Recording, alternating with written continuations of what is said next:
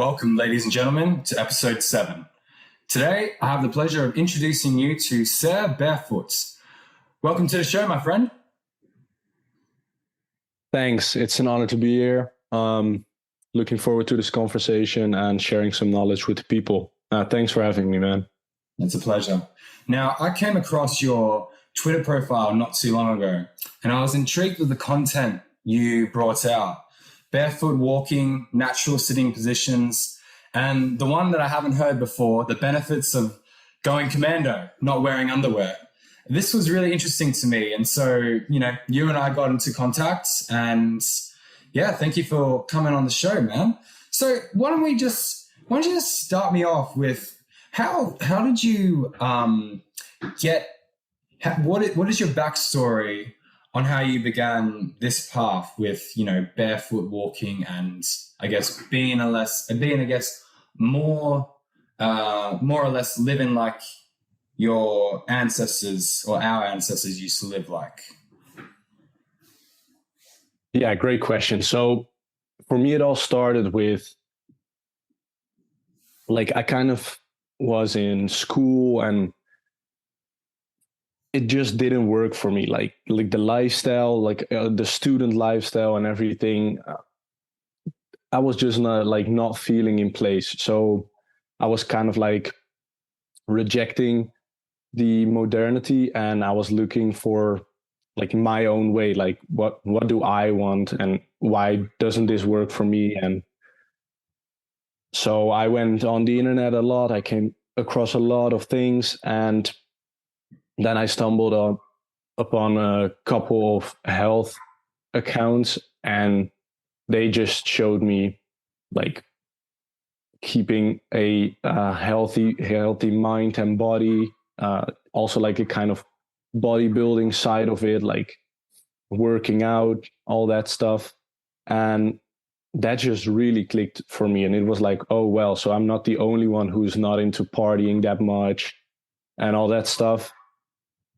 And so I really resonated with the content, and you could say I went down that rabbit hole, all sorts of things concerning health, and I took control over my own health and life as well. And I just I really noticed myself excelling in that in some ways, and that just motivated me to share my knowledge as well, because I noticed people sharing things, and I was well, okay, so now I already know that stuff, so I can share it as well. And it is just a great feeling to help people, and now also being invited to podcasts to talk about it. It's really cool. Yeah, nice, man. So how did you what was so intriguing about these natural ways of being? Did you have problems with your feet or anything like that? So I was experiencing some lower back pain, which is, well, unfortunately pretty common in today's day and age. But I was 19 years old, and it wasn't extremely bad, but experiencing lower back pain when you're 90 years old, it is unhealthy. So then I went into the rabbit hole of the feet and how they also influence the knees and also the hips and also the lower back, everything up the chain. And that just made real sense to me. And then I just was thinking and that's also why I talk a lot about the natural behavior stuff, because I feel most of the health things are just returning to our natural behavior and how our ancestors lived, because wearing shoes, indigenous tribes don't wear shoes as well. There's a reason why our feet can be so strong and why they have a different shape when we don't wear shoes and stuff like that. So that's why I went deep into that, and now my lower back is actually pretty good. Like it's way better, and it's also very mobile because I trained that as well, and all other sorts of things. But yeah, that's the good stuff about it. Like you can really heal yourself through these natural remedies, which are mostly like free. Like obviously they take time, but you don't have to go to a doctor or anything like that. What are the main natural remedies that you mainly talk about on your Twitter account and obviously yourself? Yeah, so obviously it depends on what like problem somebody's facing, but anything physical or like that has something to do with posture, I would always advocate for like walking barefoot at least sometime a day. Like obviously I don't expect people to walk barefoot 24/7. I mean, I know people go to work. I go to work myself as well. So it's not like barefoot 24/7, but like incorporate it. And also socks, like they are still compressing our feet in an unnatural way. So especially when you're at home, like just take your shoes and socks off. It's that simple. Those little things already help. And then, for example, I highly recommend wearing toe spreaders because they really support the natural shape of our feet that most people don't have, because shoes just like they just make that pretty much impossible because they're way too small for how wide our toes used to be. So that's, yeah. For the audience, what are toe spreaders? So toe spreaders is a really simple product. I think they might actually have been like designed for people who want to put paint on their toenails, and so their toes spread out a little bit more, so they can paint them more easily. But you can also just wear them, and well, as the name already says, like they will spread out your toes. And when you wear them enough or for a longer period of time, you will notice like your the space between your toes actually getting wider, which is back to like the natural shape of our feet, which is also like a strong characteristic of the feet, is like having wide toes. Yeah, right. So for the audience, I think I just brought up some toe spreaders. Can you see my screen, Barefoot? Yes, I can. So these are the sort of toe spreaders that you're talking about. Exactly. Yeah, and there's your the Foot Collective Australia for the Aussies there. So I'll just cancel that. And how long does it take for someone to get you would say normal feet again after using this product? Yeah, so that's unfortunately pretty difficult to say because it really depends on, like, of course it's always good to wear toe spreaders, let's say at home, but like if you wear extremely tight shoes during the day, like that will like compensate it a little bit in a negative way, of course. So it really does depend on what kind of shoes you wear during the day and for how long. But and I still wear them from time to time. It's, for me, it's like an ongoing process. It's more of like keeping track of having wider toes than just wearing toe spreaders for X amount of time and then it will be fixed, because we still do wear shoes. I think it's important to just keep wearing those toe spreaders. But I can say this, that I think between like 1 and 2 months, you can definitely notice some benefits. And what benefits would you notice? Stronger feet, better posture, that sort of thing? Exactly. And hopefully, if people are experiencing lower back pain, that might like reduce as well. So because of indeed the better posture, stronger feet, and also like when you look at your feet, you might actually notice a difference. That's also funny because, well, I shared my journey on Twitter as well, and somebody actually noticed the increase in display between my toes as well. He literally commented like, "Oh wow, your feet are actually getting wider," and it's really cool because I noticed it as well. But I look at my feet all day, and you know, but the fact that somebody else noticed it as well told me like, okay, this is real. Yeah, right. Wow. And what? So it might be a bit hard to explain without a picture, but how do you how does spreading out your toes and having I guess barefoot walking and spreading out your toes, having better foot alignment, how does that help with I guess like lower back pain, and perhaps how does that relate to sports?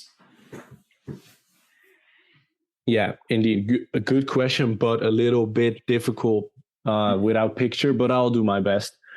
So to start off real simple, every step we take, we start with our feet. It's pretty obvious, but it's true. Because shoes mess up our feet and, well, make them weaker than they can be. And in some cases, they're like really weak because you can like your toes can point inward and you can get bunions or flat feet. There are all these different problems which are most of the time caused by wearing shoes. So, well, those are some obvious like food problems, but sometimes the problem isn't that clearly showing in the feet, but it's still causing things as lower back pain. So how does that work? Because we have the feet and those are like our foundation, right? Our body like stands on our feet and also with every step we take. So when our foundation is weak, the rest also like collapses, let's say. So for example, when your feet is a little bit weaker, it might collapse inward.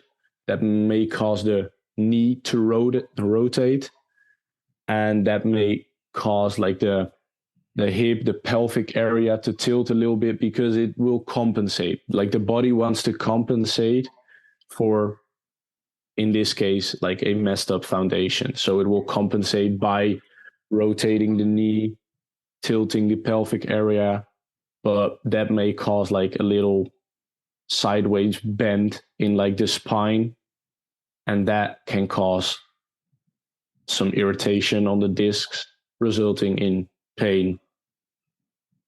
That I 100% agree with that, because when I was 17, I got a really bad knee injury where I tore both sides of my cartilage. And after going to a knee specialist, physio, chiropractor, you name it, it was three or 4 years of that shit.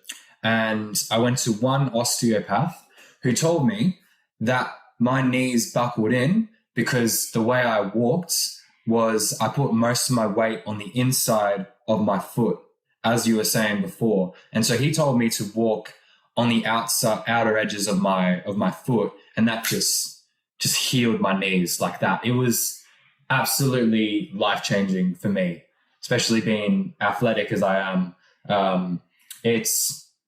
I was able to run again. Like, that was just amazing.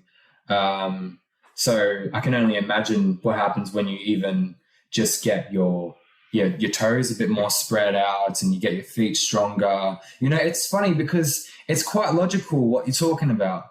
It's like you said, it's the first thing that we step on. It's the feet hold up our whole body. Your body can weigh, I weigh 70 kilos. I don't know how much you weigh, but people weigh 120 kilos. that's a lot of pressure to put on your feet. So they should be designed to be quite strong. It's what you're saying makes a lot of sense. Yeah, thanks. And indeed, that's exactly it. Like, although that weight that's put on them, like our feet need to be strong. And I'm really convinced that, well, all those people wearing shoes all day is just like making them weaker, and that is causing a lot of the problems that we see with people like experiencing lower back pain. Like, it's one of the main contributors for like muscle pain that people experience right now is lower back pain, and also sitting plays a role in that as well. But it's yeah, as I said, the feet foundation, and also the thing you said about how you walk is very, very interesting, because indeed, when you collapse inward, well, you know now, you can experience problems in the knees. And there's also like the GOTA movement. So that is GOATA. I highly recommend people to check that out, because what they did is they looked at the greatest of all time athletes. That's where it stands for. And they discovered that all of them had the same movement patterns. And later on, they also went looking in indigenous tribes, animals, and everywhere they found the same movement patterns. And that was also like moving on the outside of the foot. They have this thing called the inside ankle bone high, which is very important for proper movement. So if there's anyone listening to this who's also experiencing some problems and is now going to, well, be aware about his moving, and he or she notices that you're walking a bit too much on the inside of your foot, I highly recommend to check those guys out on YouTube. You can find it when you look for GOATA. GOATA on YouTube. Yeah, just like GOTA movement, or, well, inside ankle bone high. I think you'll find enough things when you look for that on YouTube. Yeah, easy. So how often do you barefoot walk? And that would include, I guess, barefoot shoes as well. And we'll segue into, the benefits of just wearing barefoot shoes. Yeah, so as I said, like, when I'm in the comfort of my house or the house of some of my friends, I will just be barefoot all the time. And when I go to work, I wear normal shoes. And during the day, I always, like, even if it's morning or it's evening, that just depends on like my schedule for the day. But I always aim to walk for at least 15 to 20 minutes with outside, either barefoot or with barefoot shoes on, indeed. So 15 to 20 minutes. Okay, so it doesn't have to be something where you have to wear barefoot shoes all the time to see the benefits. You can do 15, 20 minutes a day and you will see significant benefits from just doing that. Yeah, exactly. And it will take time. But also, like, a thing that I really liked is when I started this journey, I had like these barefoot shoes. And, well, barefoot shoes are also, most of the time, when you have good ones, designed with like a wide toe box, because they want to support like the wide toes that we just talked about. The thing about that is you can wear toe spreaders in the barefoot shoes. So then you're like walking with the toe spreaders on. So you're walking with like the natural shape of the white toes. And I think that for me also really helped like accelerate the process. Wow. Yeah, that's cool. And would you find that pretty much every barefoot shoe would have that wider space to have the toe spreaders inside as well. Is that a very common thing with barefoot shoes, or is it sort of something that people have to look for and make sure they get that? No, it is very common. So I think most of them do. You also have like barefoot shoes with like 5 fingers. That's how it's called. And that's just like they have the shape of like all the toes. So in these, you cannot wear the toe spreaders, but they also kind of like create the effect of the toe spreaders, because like the shoe is really shaped with your toes in it as well. So I have those as well, and I wear them most of the time now. So that's also a big one. So either just normal barefoot shoes, because like the thing with the 5 finger shoes, they look a bit weird. So if people do really care about that, you can always just wear normal barefoot shoes and wear toe spreaders in them. And also like a big thing is, besides walking barefoot, I like to train barefoot, because as we just talked about, like our body weight is always supporting on our feet. But let's say you squat or you deadlift, that's, let's say 70 to 150. I don't know what people do these days, but like that's a lot of extra weight on your feet. And when you're wearing shoes, they are most of the time supported in an unnatural way, which will actually weaken the feet, because your feet don't have to do the work, because your shoes do the work for them.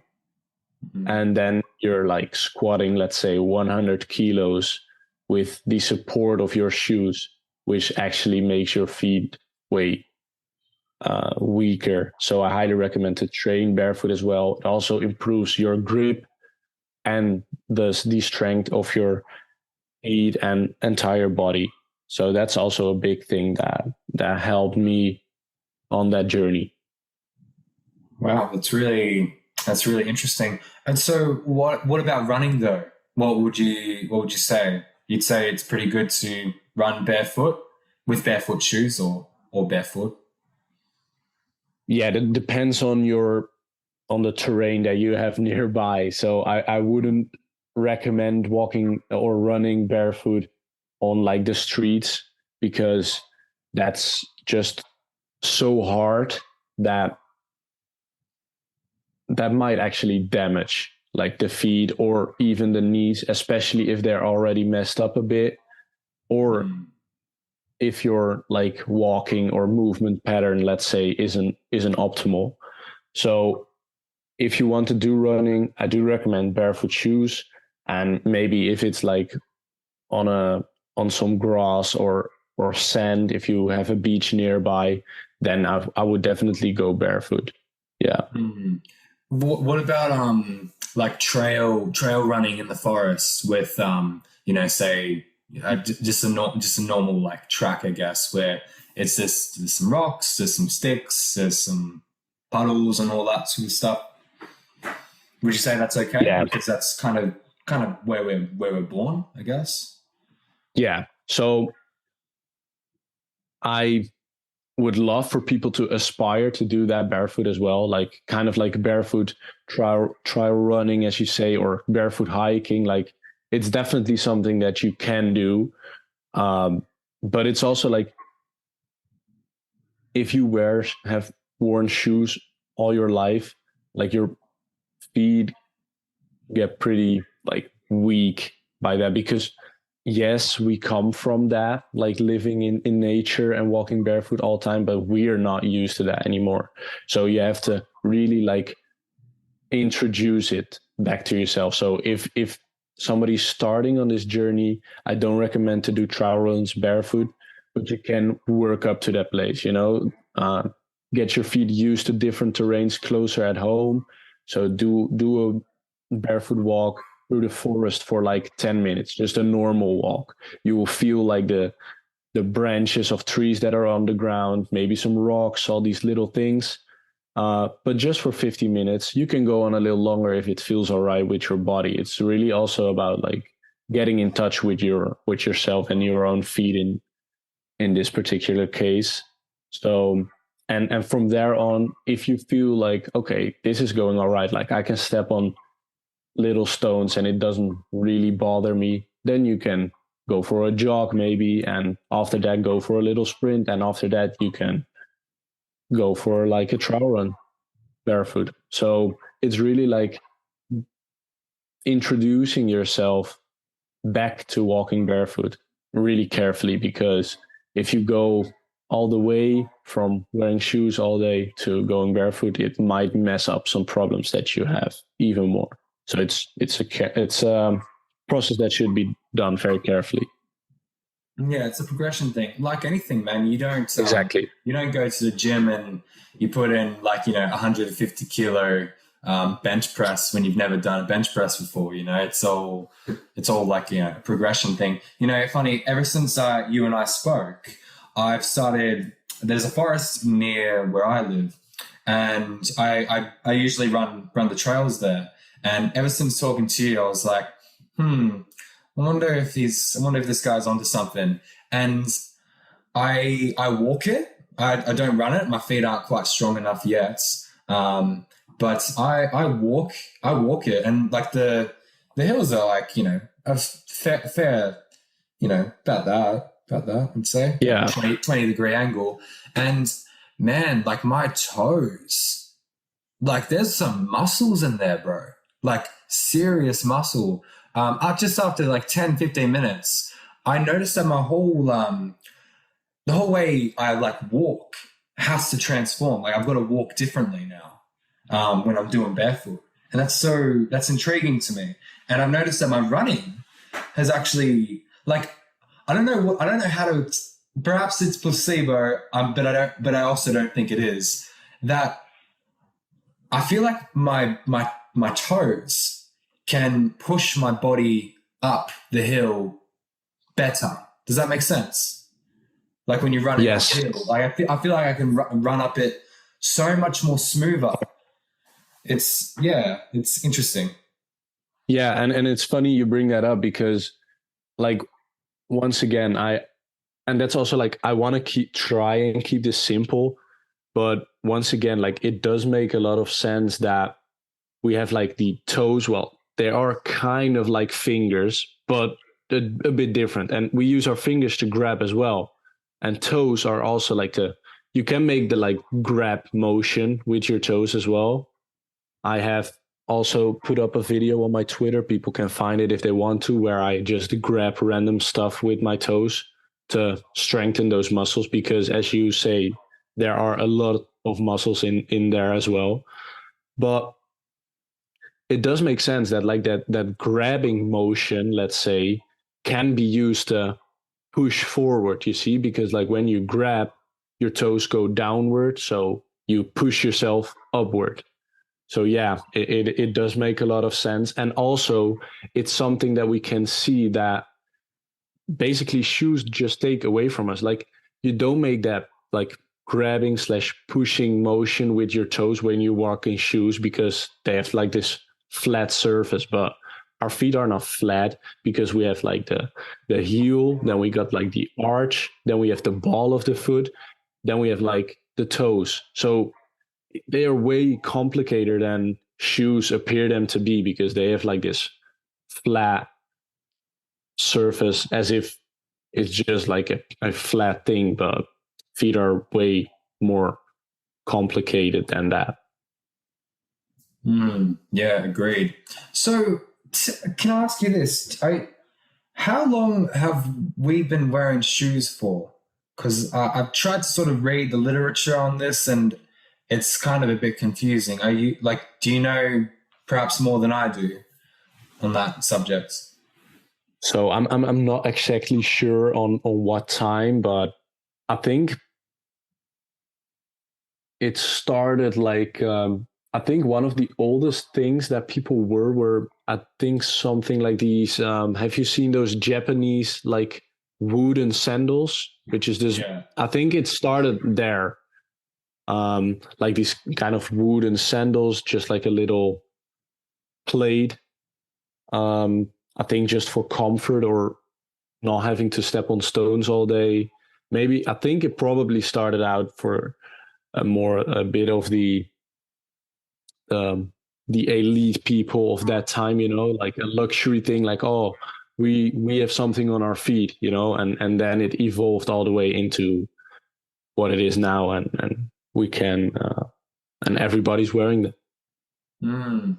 I would have imagined that the like the Northern Europeans would have discovered the shoe because to me the shoe makes sense in a way of keeping your body temperature warm. You know what I mean? Like when you wear, like a deer hide, you're wearing that on your shoulders, you're keeping your body warm. It would make sense to get your feet warm as well. Yeah, it's funny how, like, did that happen? Like, is that also a reason that we perhaps went to barefoot, or what do you think? Yeah, so that's indeed a very, very good as well, because like, as I said, I'm not exactly sure. So it might be people from like colder climates as well. I have seen pictures where they have like, I think it was also like some kind of hide from some sort of animal that they made into like a shoe. It kind of looked like a Yeezy shoe, so that was kind of funny. But and what they did as well was like they put like the like a little bit of dried grass in there as well to indeed like keep the feet and therefore the entire body warm.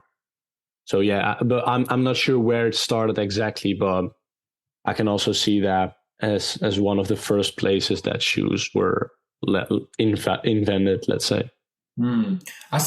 Perhaps it was to the benefit of the people at the time, and I think there's still a validity to wearing shoes. But perhaps if you're just wearing, I guess, like pure hide or pure leather, like would that not, I guess, mold to your feet at the beginning? So you would be essentially walking barefoot with just like a bit of like not really a cushion. It's more or less like a keeping your foot insulated in a way. Does that make sense? Yeah, it does make sense. So I think it obviously like does have some benefits as well. And also like we have to be realistic here. In our modern day, like shoes are also like important, but that's why there are very good barefoot shoes on the market, because like those bring you the benefits of wearing shoes, but also of being barefoot. So that's kind of what the barefoot shoe is all about. It's about like having that cushion, let's say, especially for walking on the streets, because like that might actually hurt your feet a little bit. You can always also step on glass, and if it's raining as well, that's kind of annoying to have wet feet when you want to go in, like in the office or something like that, I would guess. Exactly. Yeah, that's really interesting.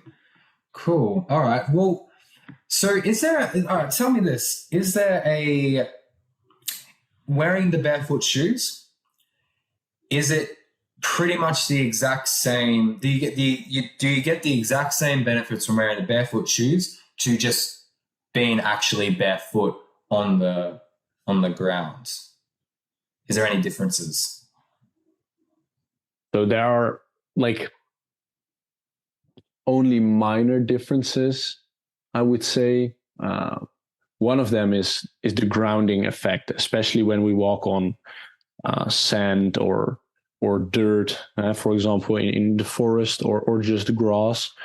But when we make contact, our skin, when it makes contact with the earth, like we trade electrons with the earth, like we can basically tap into the energy of the earth, and that has like tremendous benefits for our well-being. And so that's one thing that barefoot shoes do take away from walking purely barefoot. But then also there are grounding shoes and sandals that you can wear and also still bring the benefits of grounding. So explain to the audience, just repeat what you said about what exactly is grounding, and when you said that there's an electronic charge with the earth, how do you know that's that is a thing? Does that make sense? I'm not being too skeptical. Like I hear what you're saying, but I think a lot of people are not aware of the, I guess, magnetic and the electro aspects to the Earth and the planet itself. So could you delve into that with us, please? Yeah, so I will try and not make it too complicated. Because a lot of people would say that's woo woo, you know. Like a lot of people are like, oh yeah, there's that guy, you know. Yeah, exactly. Yeah, so that makes a lot of sense. But yeah, as you said, like the Earth has like this electromagnetic field and this charge to it, and I'm sure people can look this up, but they measured that, and then they also can see the charge of a person, you know. And also they did this with some heat scans to see the benefits of the grounding, and they scanned people that had inflammation on them. So they did this with a thermal scan, and those areas turned up red because there was a lot of inflammation, and the damage in those tissues causes the body to heat up. So, and then they grounded those people. So once again, grounding is just bare skin contact with the earth. So it can either be hands or your feet.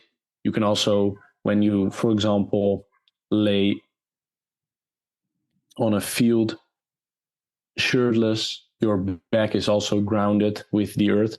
But then once again, our feet, because they are designed to make contact with the earth, have the most sensitive part, which will help to transfer the electrons of the earth and trade it with our body. Oh, one thing I do know, people can look up the umbrella effect. If you Google that, you can find this study that was done that clearly shows that the earth has a charge, people have a charge, and what they found is when you're grounded, that you can basically you take up the charge of the earth as well, which causes your own voltage, let's say, to increase, and it will surpass yourself. So it's kind of like an umbrella, because it's on top of yourself, the charge instead of within yourself. But people can look this up, the umbrella effect. So yeah, I hope that makes it a little bit clearer to everybody. Yeah, I think that does. That's some pretty profound. That's a pretty profound discovery, if you ask me. That's insane. And so, what happens when we ground then? So we obviously see, less inflammation and stuff, but what do you think that does to our psyche and our spirit? Yeah, well, so I think we might get a little bit more woo-woo, let's say, but esoteric. A lot of people. We will get more esoteric here. Yes, esoteric warning. So I think most people might be familiar with just the term of feeling grounded, you know, and I think this also really helps with that, because you do literally connect with the earth. And this will just like calm you down. It will literally like it may cause the grounded feeling, let's say. And also, if we want to go into like the mental state that it will bring to us, is grounding is also shown to neutralize our cortisol levels, and cortisol is obviously linked to stress. So it will also like calm us down. And there are also studies that have shown that grounding improves people's mood. So it will actually like calm us down. That's also like calming down is like the grounding feeling, like, okay, we're here. It kind of can make you like a bit more present, and more calm. Like you don't have to think about this and that, because you're connected to the earth. You're here now. So be grateful for that as well. It's connecting with our great mother, I suppose. Yeah. That's profound. I mean, because the reason why I say it's profound is because I've felt the benefits of doing it, and I'm very often I'm doing it next to a river, and I'll put my feet in the water, I'll put my feet in the dirt, and that's something I've been doing for a little bit, just for almost like a meditation in itself, because I've heard about grounding before, but I never saw the science behind it. And then I came across your channel, and then I started looking back into it, and it's really quite crazy when you think about that. And then you think, right, there is so much, like so many people are so stressed, with with just how quick life goes. We're always doing something. We're always consuming. We're going to work. We're listening to really fast, really like I argue like pretty unhealthy music for our body, because we're not meant to be listening to things that quick. Like nature's very slow moving, and I think when our whole society is just go, go, go, go, go, there is so much stress. Putting your feet in the dirt and even just going for a swim in the river. Oh, people say this about beach boys, at least in Oz, like that, people who, beach boys and beach ladies are all like, real cool, man, like real chilled, smoking a little bit of weed, but they're calm, And I wonder if there is some validity to the aspect of people living on going to the beach quite often. They're always taking their shoes off and putting their feet in the sand and going into the ocean. And that would connect them to Mother Earth and ground them and make their whole energy field the same as the Earth. Is that then that's correct? Like the energy field that is the Earth becomes like you become the exact same sort of energy frequency to the Earth when you put your feet on the ground. And how quickly does that happen? Does it happen instantly, or is it more or less a 5-10 minute process that kind of keeps going? Yeah, so indeed it is powerful stuff. And let's say theory you have about beach people is very I think that's true. And also because like hanging around the beach as well, like the salty water is high in magnesium, which is also known to relax our state and our muscles as well. And also like just being on the beach, breathing in the sea air is also filled with still magnesium minerals. So even that might calm you down. So, but we won't get too deep into that, but it's some powerful stuff as well. So to see the benefits of grounding, you would need like 15 to 20 up to 30 minutes a day. You can always do more, of course, but like if you work between that range, do it daily for I think 2 weeks, you will definitely notice difference. And as you said as well, like you've noticed it as well, in a river, some dirt and the water as well. That's yeah, it's good stuff. I need to be a bit more consistent with it, but I do believe that it's a legitimate thing. And so, would it be better just for us to always be grounded though? Like, I feel like, so what if we just do 15 to 20 minutes? I feel like that may come across as the bare minimum.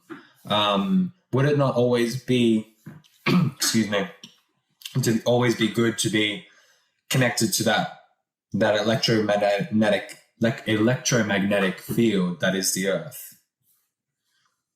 Yeah, it would be best to be connected with it as much as possible. But then once again, like, people have to work in an office, so it's unrealistic to do it all day, even though there are like grounding mats that you can buy.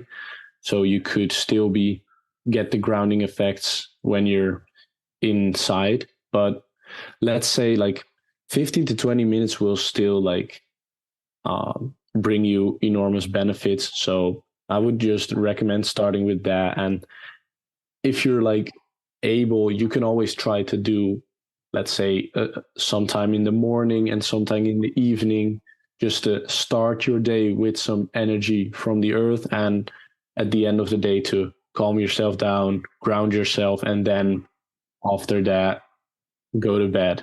So and of course, if you can during the day as well, but I see how that can be difficult for most people. The 15, 20 minutes would make a profound difference to your overall stress levels. Exactly. That's really cool. On your Twitter profile, you promote, forgive me if I pronounce this wrong, Rizal shoes? Rizal? Is that how you pronounce it? Yes. Yeah.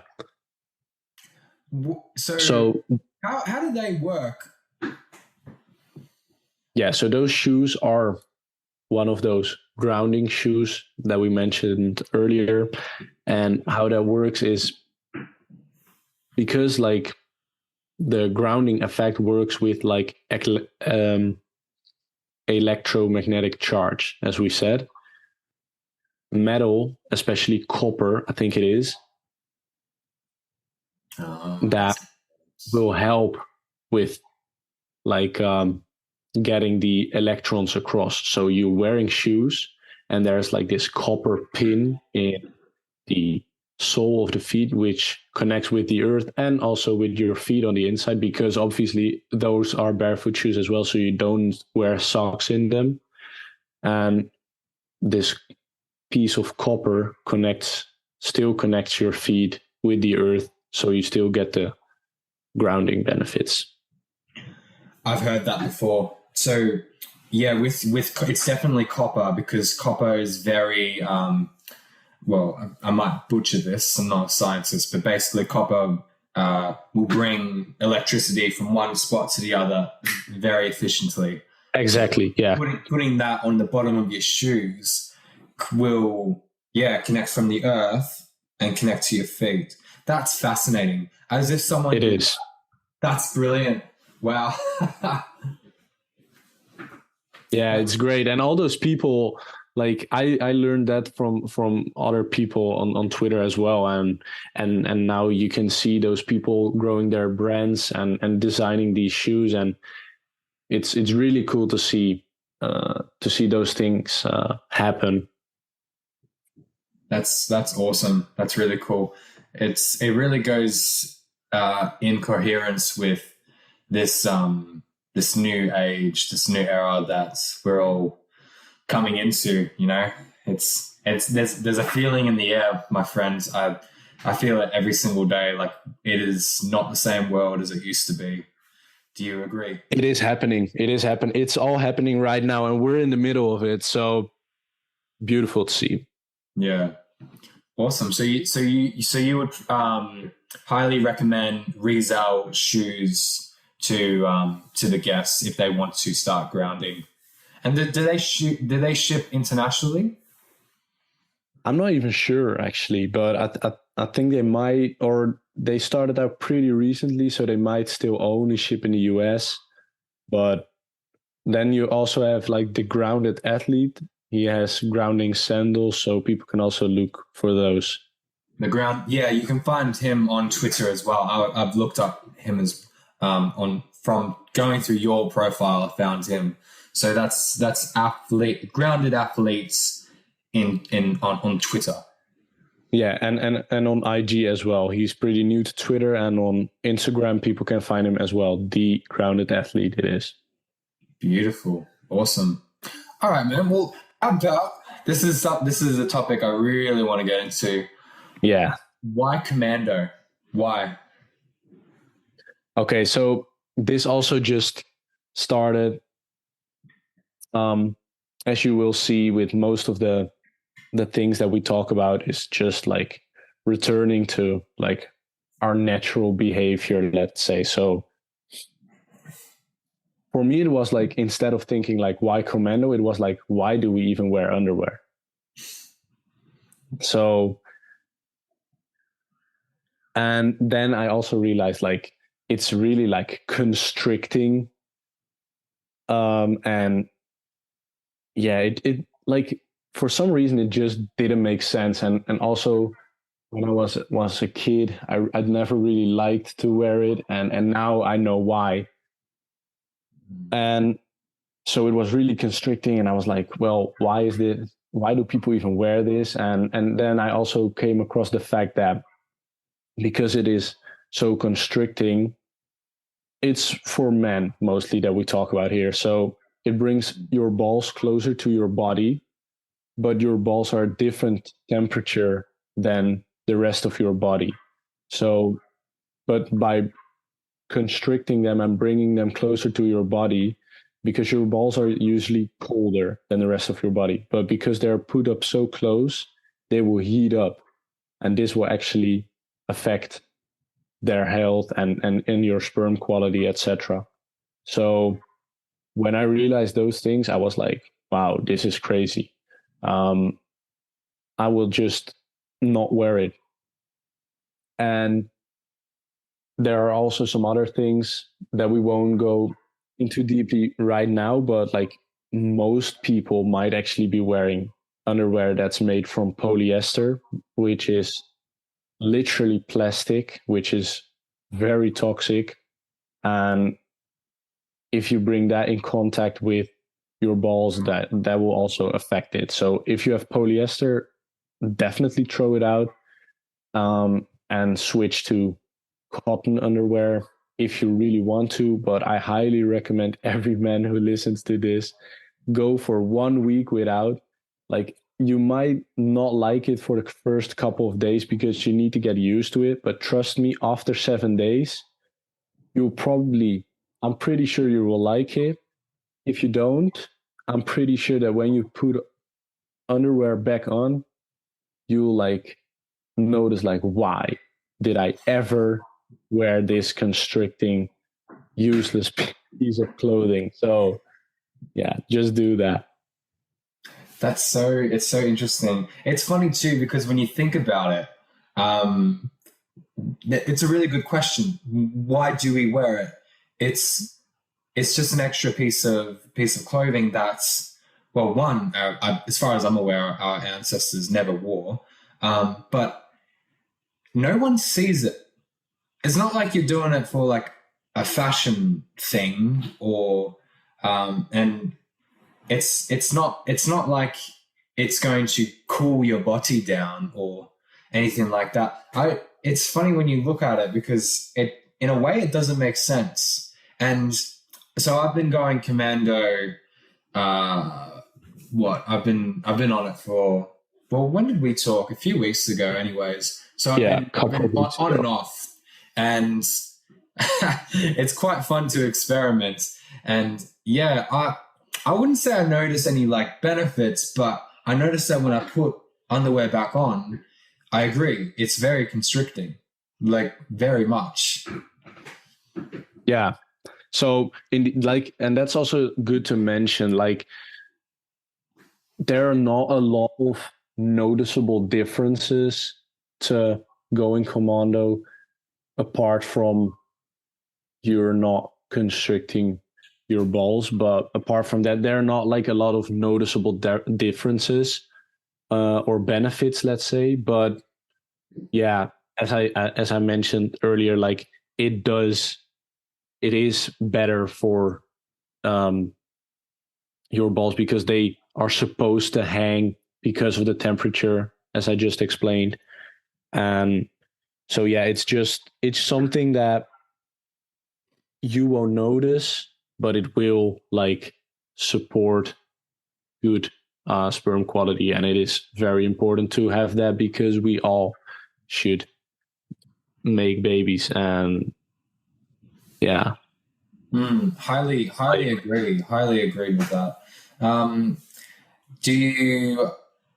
Oh, damn! I just had my question. It's lost. I'll go on to the next one. What's your opinion on wearing? I don't know. Maybe that you use a different word, but skins. Skins are like they're kind of like leggings in a way. That you wear them for sports to keep your body warm. Yeah. So for me, I don't use that kind of thing. I think, but I'm not sure. So I might be wrong here, but I think most skins are also made from polyester, and it's not only the boxers that I'm telling people to trash, but seriously, all polyester clothing I would highly recommend to just trash, get it out of your closet because it truly is toxic. Like there are there are things in the polyester clothing that are literally listed as cancer causing chemicals, and people wear them. So it's yeah. I know it sounds crazy, but it's true. So yeah, I think skins are mostly made of that as well. So I would not recommend wearing them. If they are made from cotton, I don't really see a problem with it. So it really depends on the material. Yeah, so it's mainly a polyester thing that you're concerned with. It's funny. Yeah. I used to wear underwear like in winter, underwear, skins, and then shorts. And it's like I even remember thinking to myself that just wearing the underwear was very constricting. So I ended up taking it off and just wearing the skins by itself, and that was a lot better. But you're the first person that's brought up the polyester thing. I've never been able to wear polyester besides the skins because when I wear polyester like on like t-shirts and stuff, my skin doesn't breathe properly. Like I notice a significant difference in my like what would you say my ability to sweat. When I wear Yeah. polyester, like I just sweat like I sweat like a I don't know like a dog. You know what I mean? Mm, So yeah. it's So that makes sense because, like, well, I won't go too deep in all the side effects of polyester, but that's one of them. And it's actually funny that you bring that up because I train mixed martial arts and I wear just cotton shirts and things, but most people wear like rash guards, which is also like a kind of skin. It's like very tight on your body and made of polyester as well, like most sports clothing is. And people tell me sometimes like, why don't you wear like those things? And I'm like, oh yeah, if I wear polyester my skin will just like get very irritated and all those things. But so yeah, it's funny that you bring that up because like I tell them that just so to explain that polyester will affect your body and especially your skin health, and also like it might influence the amount of sweat that you bring up.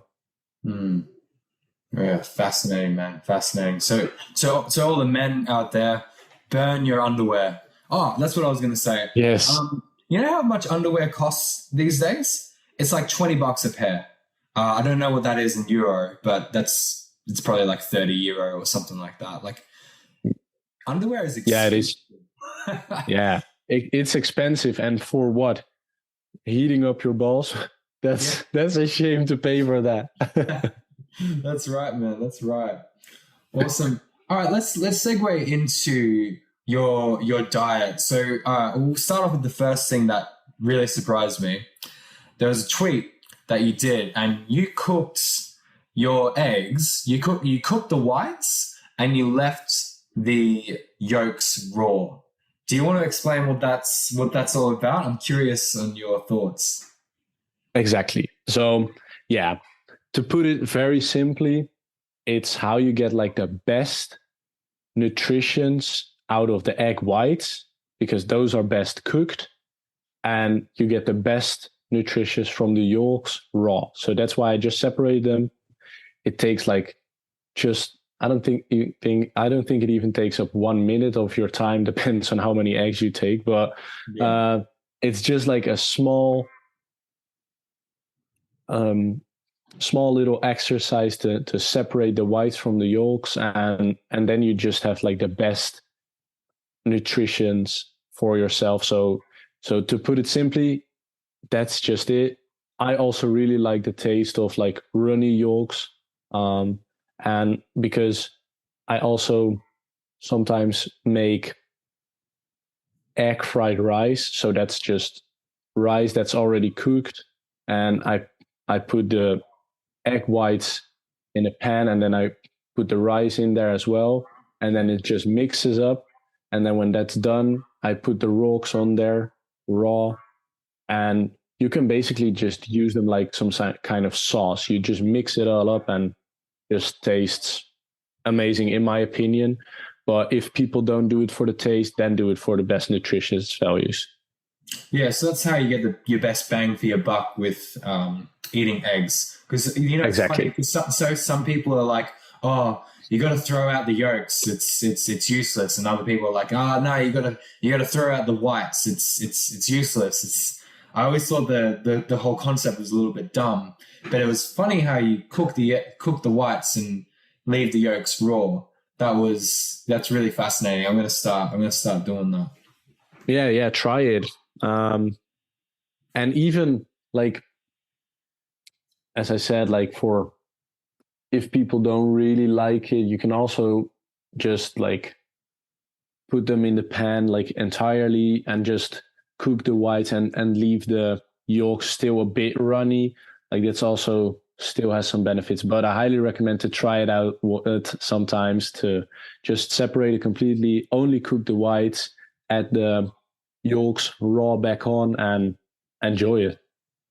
So is it like, do you destroy or like break down the protein a lot more when you cook the yolk? Is that sort of what you're talking about?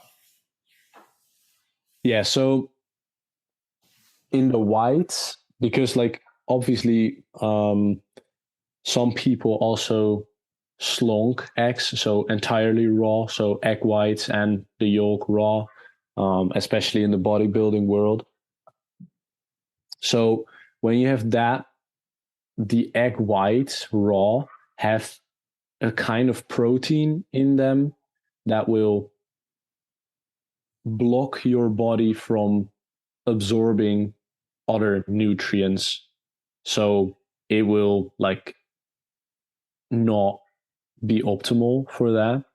So you can do it sometimes, obviously, but if you want optimal, you cook the whites and then you leave the yolks raw, because indeed, if you cook the yolks, then you break down some of the proteins, which will also like diminish the nutritious values of them. And that's why if you keep them separate and cook the whites, keep the yolks raw, you get the best bang for your buck. That's really interesting. That's cool. All right. So look, you talk a lot about barefoot walking and commando, and I see a little bit of your diet here and there. But do you want to give the audience just, I guess, the main foods that you focus on having? Yeah. So I try to keep it real simple and just eat whole foods. So that can be all sorts of things. So eggs, steaks, fish. Make sure that it's wild caught, because most farmed fish are full of all sorts of trash that we don't want to put in our body. So meat, fish, as I said, let's say potatoes, rice, fruits as well. I'm big on fruits, raw honey, those things. Basically, just keep it like a whole food and just skip all the processed food. And I think that will already like transform your life. Truly, are you big on that diet switch? Sorry, that diet change from like just like I'm big on like eliminating stuff. So if you eliminate all processed foods, like you can even be, and I don't recommend to be that, but you can even be vegan and just eat whole foods instead of like these fake meat processed things. And I think you'll already be way better off than if you buy all these processed types of food. Yeah, I totally agree. That fake chicken stuff is just like, what is even that? Like, yeah, it's offensive to chickens, you know. It is. You know, it's funny. Why don't they just call it something else as well? Like, you don't have to call it, you know, soy chicken or I don't know, vegetable made chicken. Just call it something else. You don't have to call it chicken because it's not chicken. Just call it whatever you want to call it, you know? Exactly. So do you do you have like the leafy greens, the broccolis, more or less the I forget the word, cruciferous vegetables as well? Or are you mainly just sort of the meats and fruits? Yeah, so I'm mainly not eating those. Like, so that's the thing. Like, my answer might not be really clear here because, like, I don't really follow a diet. I just try to eat whole foods, keep it just simple, not processed. I do love meat. I do love fish. I do love eggs. I do love potatoes. I do love rice. And apart from that, like, definitely mix in some vegetables from time to time. And as you said, like the broccoli and things, like I'm not a big fan of those. I do like spinach, for example. Well, onions, like there's just a real broad variety of those. But I'm not aiming to eat it every day, but just once in a while, mix them in as well. Yeah. What about do you have any like homemade bread or like sourdough bread sort of thing? As well? No, so I will take this opportunity to call for a wife if she wants to make sourdough for me. Come over because I don't have the time to do it, but I'm still looking for a girl who can make sourdough for me because I would love to. That's brilliant. So yeah, you're cool with the bread as long as it's homemade bread. And sourdough, yeah. Like I would not eat gluten, and also like so sourdough it is that I like that, but gluten bread and stuff like that, no, I definitely do not eat that. I grew up on a very serious typical Western diet where I ate a lot of cereals, a lot of white bread. I don't know if you know what that is, but it's just the pure. I do. I grew up with like bread as well. Ah, nice, like nice. All day. Yeah, it was so much sugar, so much crap. And I remember when I was 17, I started taking my health a lot more seriously.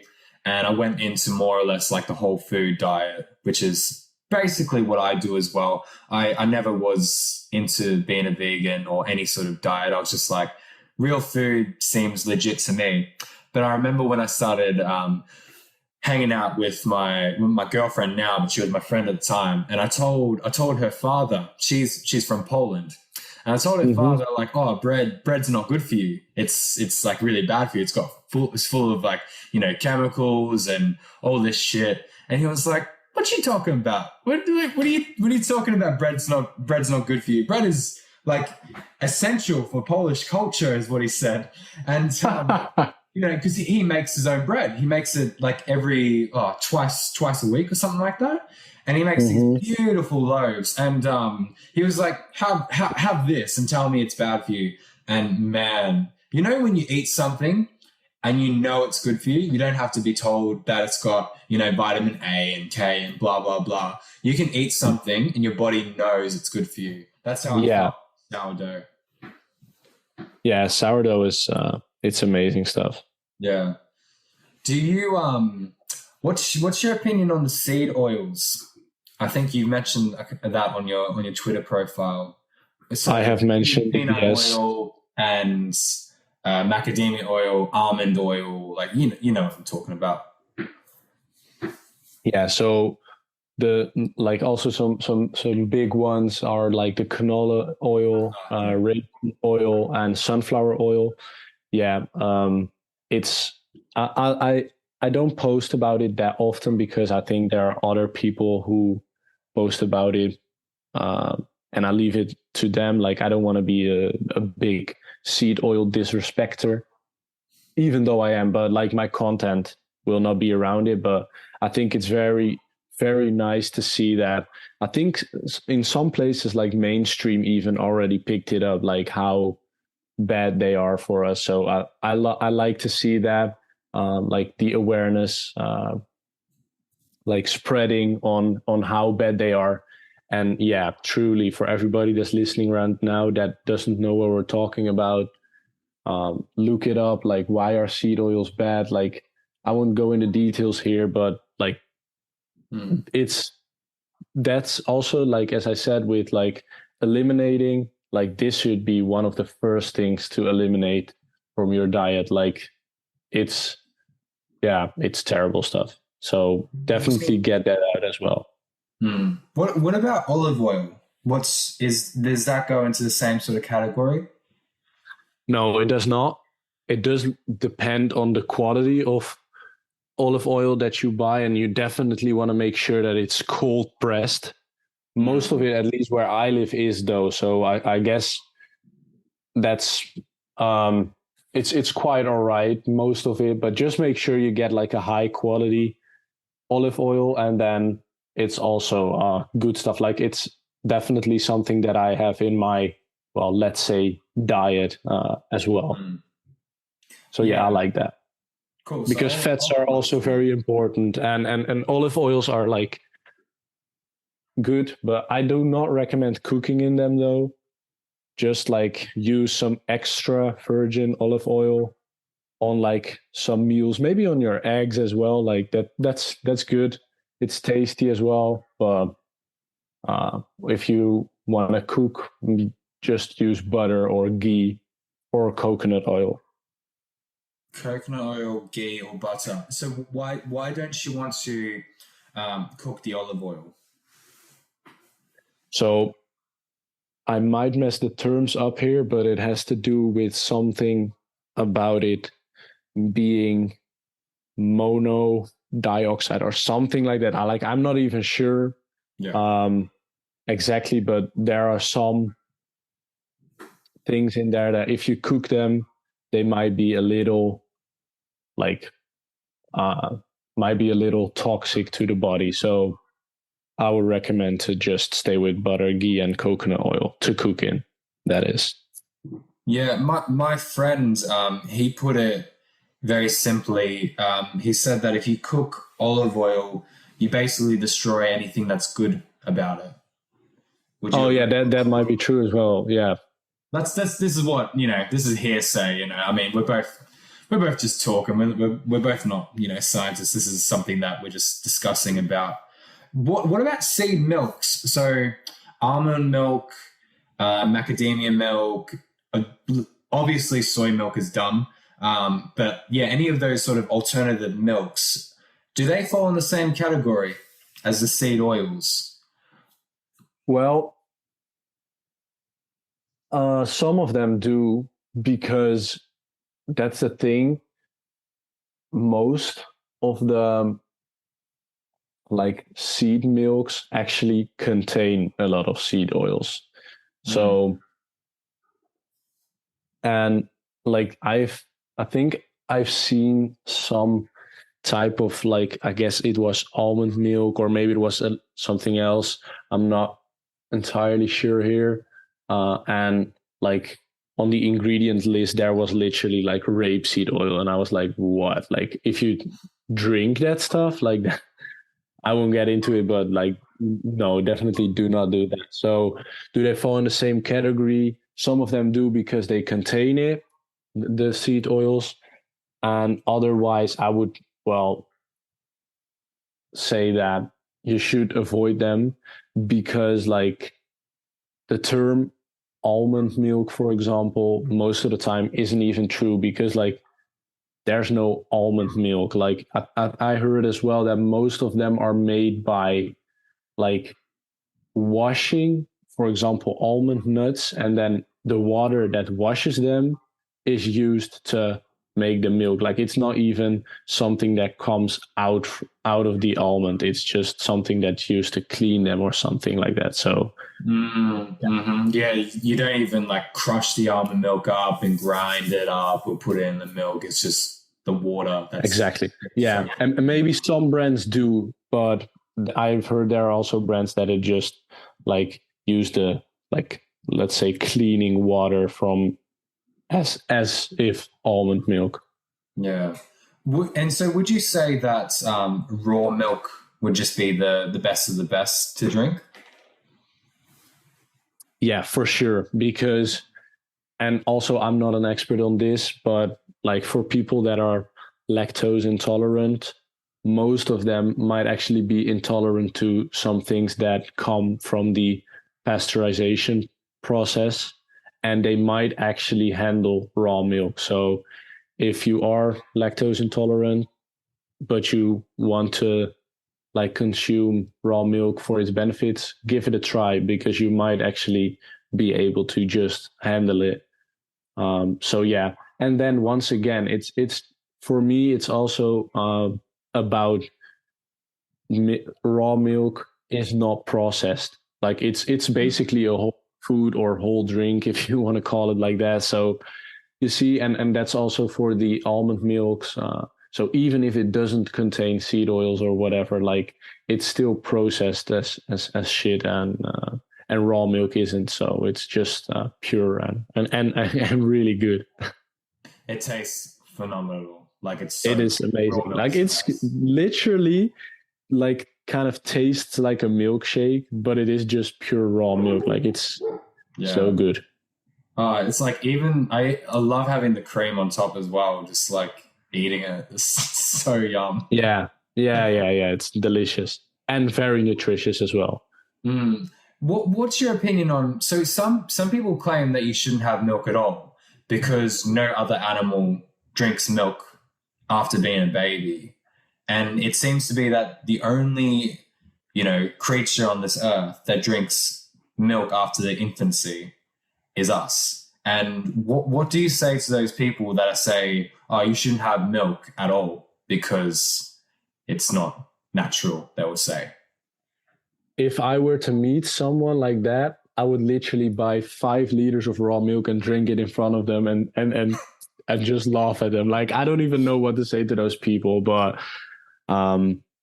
yeah, like, no, I think milk is very very nutritious to us, and yeah, I think as long as you can handle it, because I know there are some people that like might be also like kind of intolerant, let's say, to raw milk, so it might not work for everybody, but yeah, I would definitely just advocate for consuming milk, especially raw milk.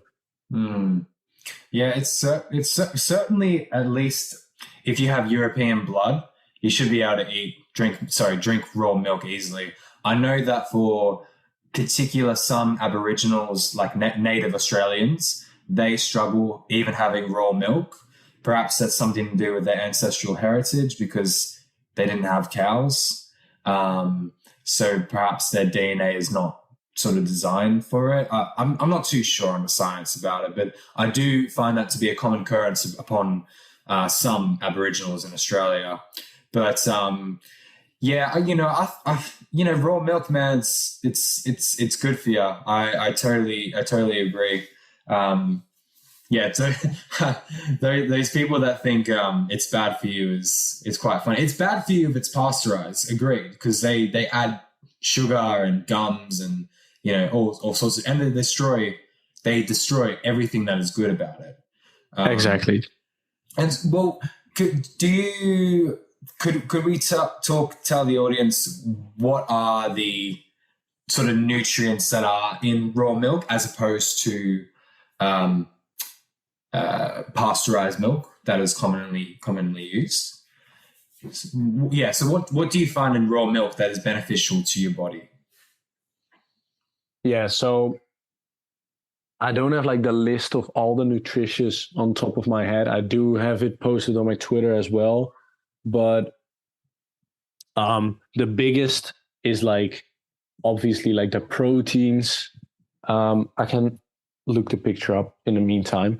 So the proteins and all these other things that I will list in a second. But the thing is that with basically all of them, like 75% is just like destroyed by the pasteurizing.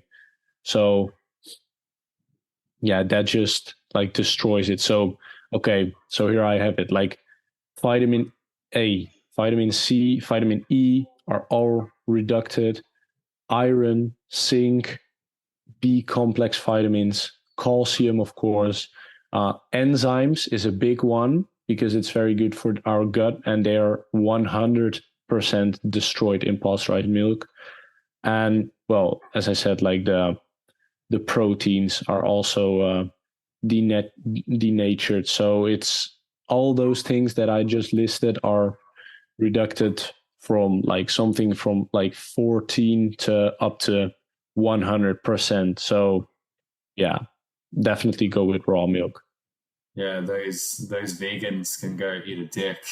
I mean, that's you can't deny that. That sounds pretty healthy to me, and it's Exactly. delicious. Would you? Yes. So that's really cool. Thank you for sharing that. By the way, um, is there? So you promote Forgive me if I say this right. Shilajite. Yeah. Yeah, Shilajite. So could you? You don't have to go into Shilajite. That's a lot. But do you have like a list of I wouldn't say supplements, but like herbs and I guess things that you sort of take for general well-being and health and all that, like Shilajite. So Yeah. what do you reckon? What do you take? So I always try to mix this up. Like I've used a lot of things because I really see this as like a experimenting process with myself, like what works for me. Sometimes you try different times, different doses, just see what's kind of impact it has on myself. And Shilajit is something that I highly recommend. Like I've tried it a couple of times now, and it's something that I like truly notice the benefits of. So that's one. And also it's something that is just it's pure natural. So it is like a supplement, but it's pure natural resin. I won't get too deep in how it's made and all this stuff, but it comes from the mountains. So yeah, I really like it because it's all natural and no like fabricated synthetic stuff in there. Mm. So What that's does it do for you? so the main thing that I notice is like the increase in energy. And I won't say that I'm like extremely high energy because of it, but I do definitely notice that my energy is just higher than usual throughout the entire day as well. Like there's not a moment where I'm like, oh, I should go for a nap or something like that.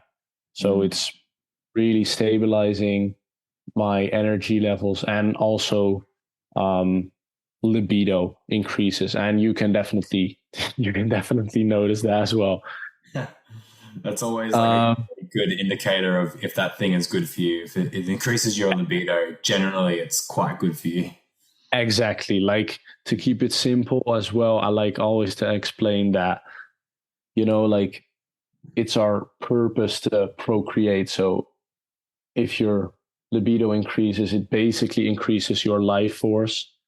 And one thing I would like to add to that is most people might have noticed that when they got sick, being horny is one of the first things that goes away, because it's your body isn't focused on procreating when you're not healthy. It's focused on healing.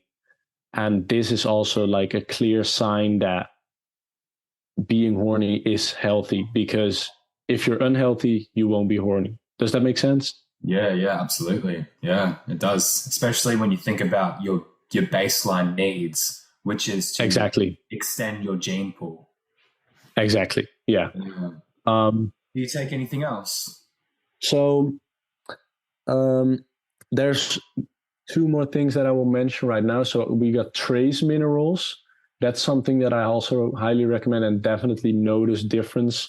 But I don't take the trace minerals right now because like a lot of minerals are also in the shilajit. So I'm just like, I'm good with that for now, but I will be experimenting with it, like combining it, I think next week somewhere, just to see if I still notice difference if I combine the two. And otherwise, it will just be silly to take them both. And I will just stick with Shilajit for now. So, but trace minerals are also very good. You can just mix them in water, drink them, and it's basically also for your energy levels, especially the start of the day. I really felt like it giving me like a kickstart, like it woke up your entire body. It starts up all the processes. So that's a good one. And then like, this is not something that you take on a daily basis, but something that I've fallen in love with recently is activated charcoal. So this is just activated charcoal powder. So it's black powder. You can just also mix it in water, drink it. After you've done this, make sure to drink enough water throughout the rest of the day, because what it does is it binds to toxins within your body.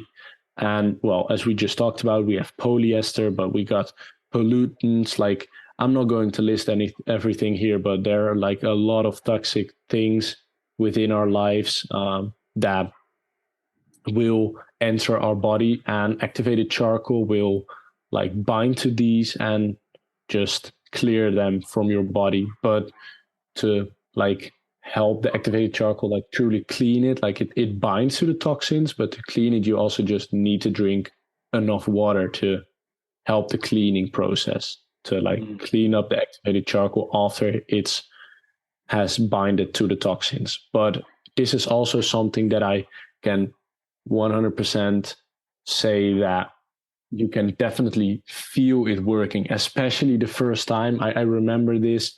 The first time I used it, I just felt it working. Like this kind of like, well, boiling might not be the right term, but this kind of like boiling effect in your belly. I felt it and I just knew like, oh, this is like the activated charcoal cleaning up all these toxins. And now I take it somewhat more regularly, obviously, than the first time because I hadn't taken before. So now I do not notice that feeling every time, but I definitely still notice benefits also afterwards, just feeling, well, just more clean from the inside. It might sound very esoteric to people, but I highly recommend just give it a try, and you will notice that your internal organs just feel more clean, because it definitely does clean those things up. How often do you take charcoal now?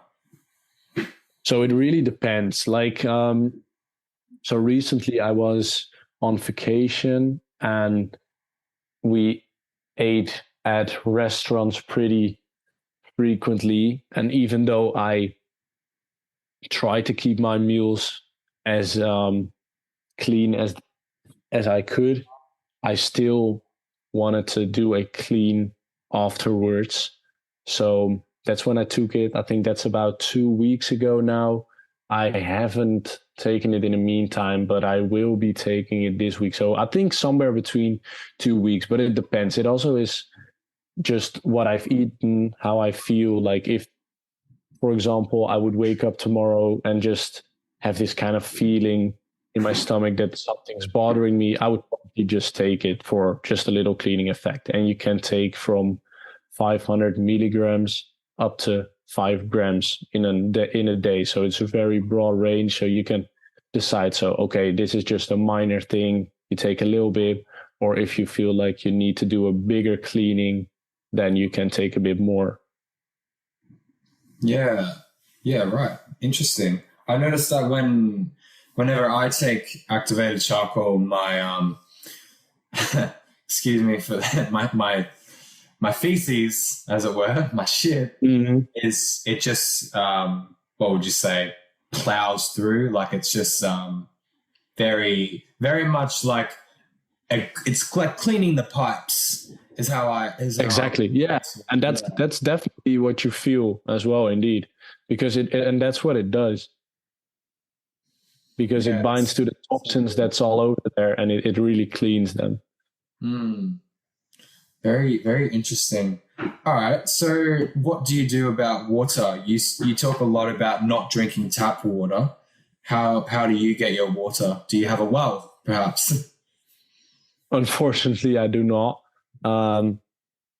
So for me, it's just being big about like filtering the water. So having a water filter, even if that's one that's built in or a one that's separate from your entire water system, but then also like showering in tap water, especially when it's heated, can also be bad. So then you would also need a shower filter. So we have one built in for like the entire water system from the house.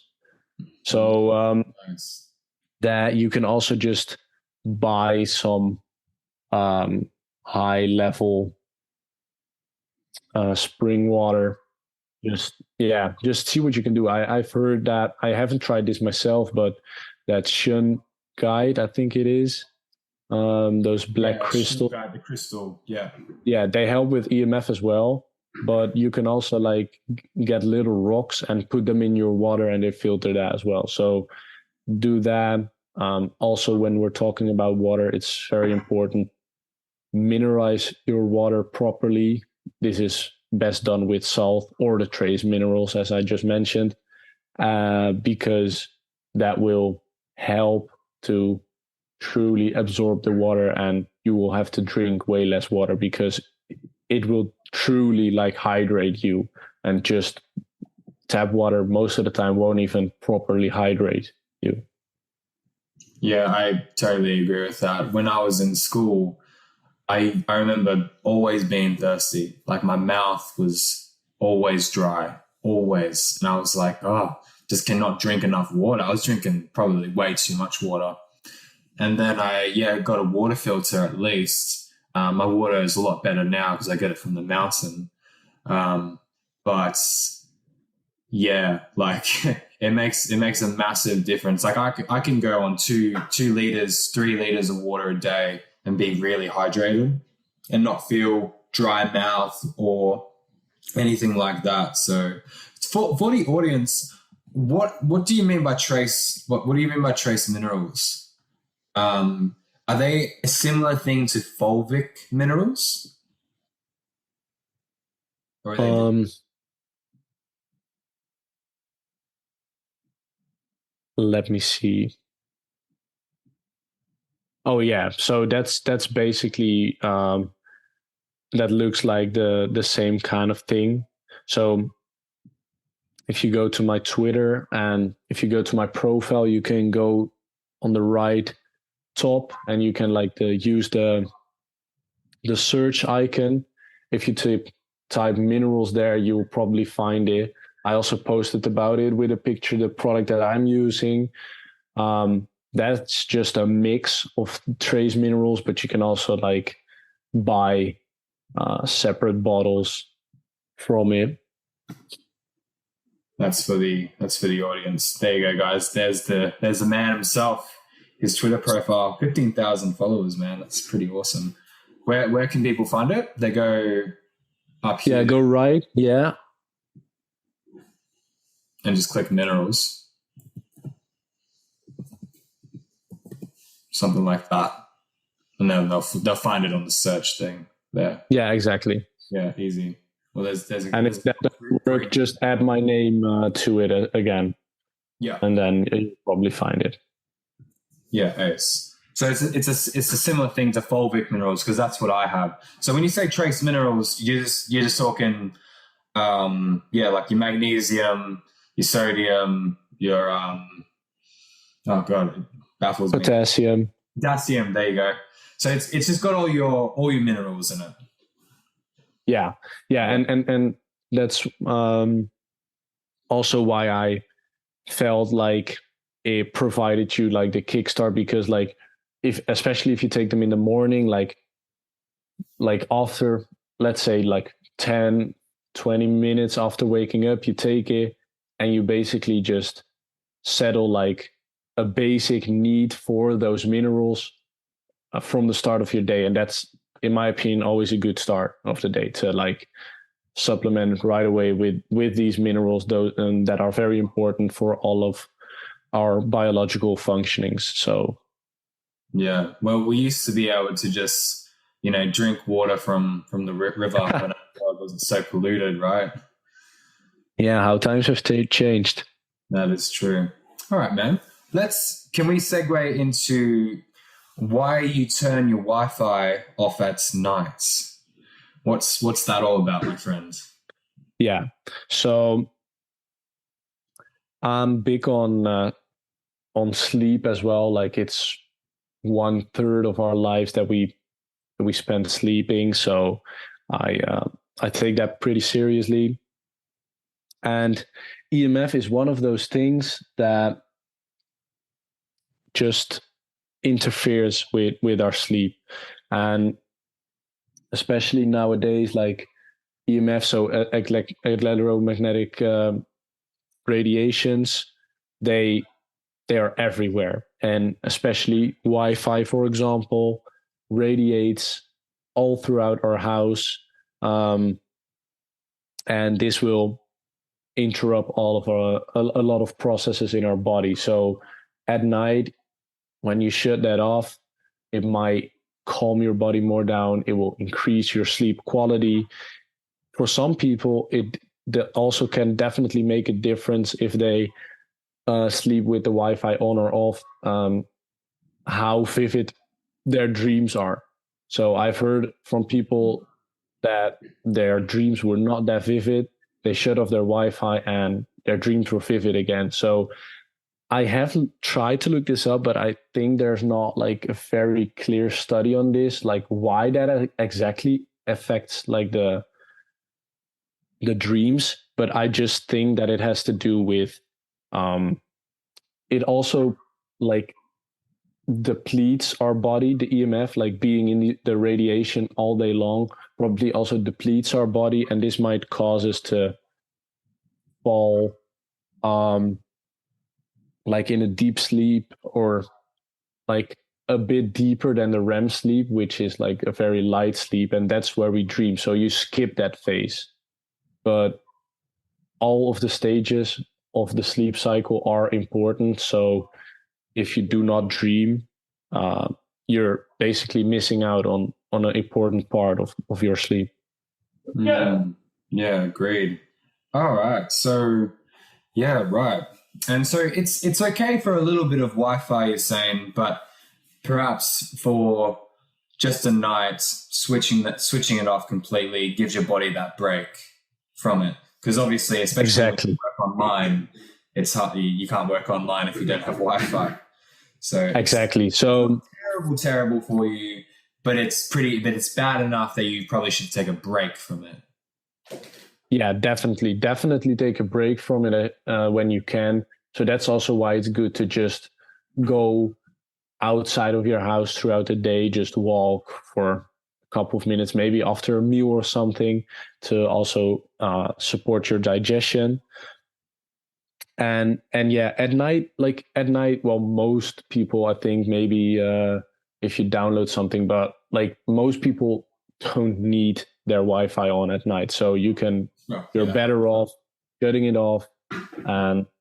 And also it can, for some people, help with, this is like a little side bonus that you get, to when you wake up, to just have like a little bit of time without your phone, not checking your phone right away with all these notifications, because the Wi-Fi is off, so you don't get the notifications. Start up your day with at least half an hour. I highly recommend 1 hour, but definitely try half an hour without looking at your phone. Just like start off your day like a little bit more calmly, not overstimulating with these notifications, not overstimulating yourself with the EMF. And after that, you can start it all up. Yeah, I totally agree with you. You know, I've never been big on the mobile phones, and I always have had a pretty good balance with it because I've never been into social media. But now, ever since I started the podcast and the Twitter profile that I've got, I've noticed that it's a real it can be a real problem. So now that I have like most of my, well, I don't have income online yet, but it's like, you know, I'm spending most of my time building the business, and even then the notifications that come from that and my emails, this just goes off its head. And yeah, I found that I've had to really step back and just put the phone in another room.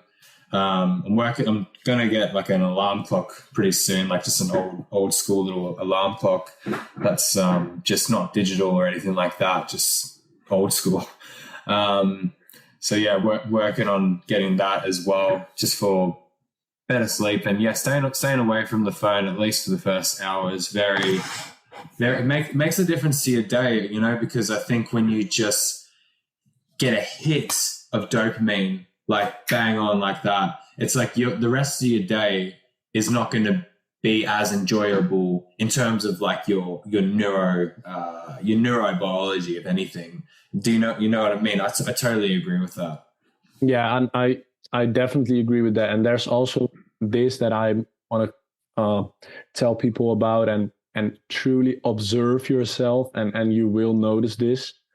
The things that you do first thing of your day will determine the rest of your day. So I like, now I do not have them anymore, but when I used to like mess up sometimes with checking my phone in the morning, I always noticed that when I did in the morning, like my screen time that day would always be higher than the other day. So and also there was this day where like it started and I was like, oh, I need to finish this purchase that I had, like put it in my shopping cart online, but the day before, and I was like, oh yeah, so now I wake up, I do want to buy it, and I did. And later that day there were other decisions that I had to make regarding money, and I spent more than I usually would, and all those things, they correlate. So the things you do first thing in the morning will definitely determine the rest of your day.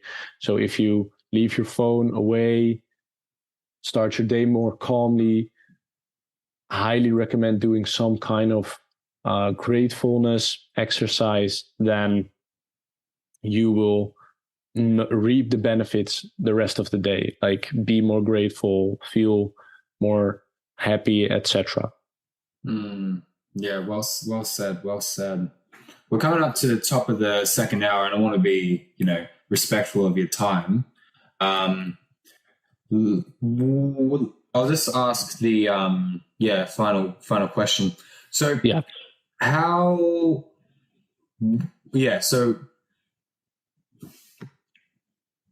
Yeah. Give us your recommendations on how to be, I guess, a normal person, as it were, a one-on-one on how to be normal.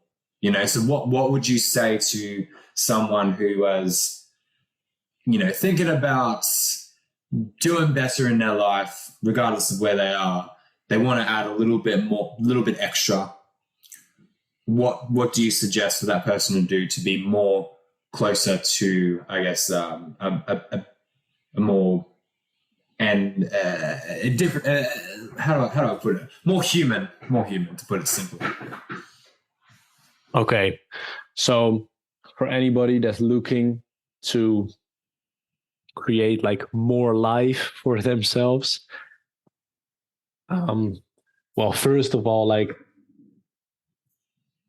I know it's like a human thing, but you do not have to be that normal. And this is going to sound very cliche, but focus on yourself, like be your true self and discover who that is. And if you're interested in health, just dive deep in that and explore those things. And I can see how people, for example, if they went down the same path as me, and you hear all those things and you're like, well, I'm not going to walk barefoot outside, like I'm not going to go commando because of other people. Like, you should not worry about that. Like, and I hope also to bring that to the world with my Twitter, and also now when I can talk on a podcast like this, is to share the message that if this resonates with you and you're like, yeah, I want to do these things as well, I think they're good for me, I think they're genuinely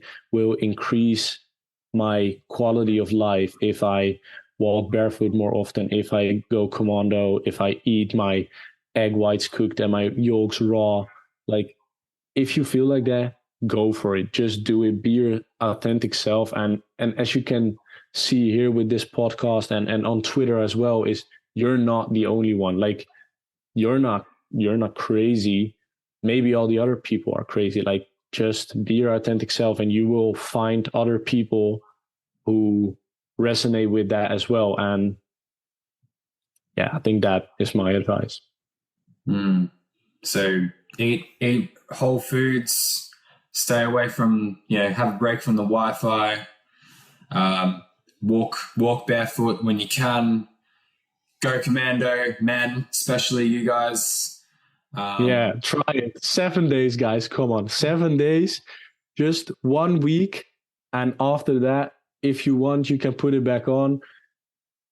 I can assure you that you will like notice, like, why did I ever wear this? But just try it. 7 days.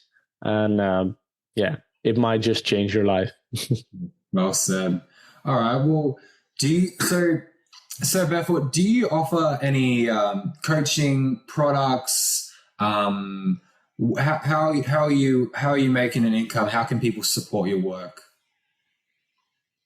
So if people want to work on their mobility, they can always send me a DM and we can hop on a call and we can see what I can do for you and we can do some coaching with that. But for now, I mostly focused on just promoting value on my Twitter. So I highly recommend for you guys to check that out. It's at Sir Barefoot.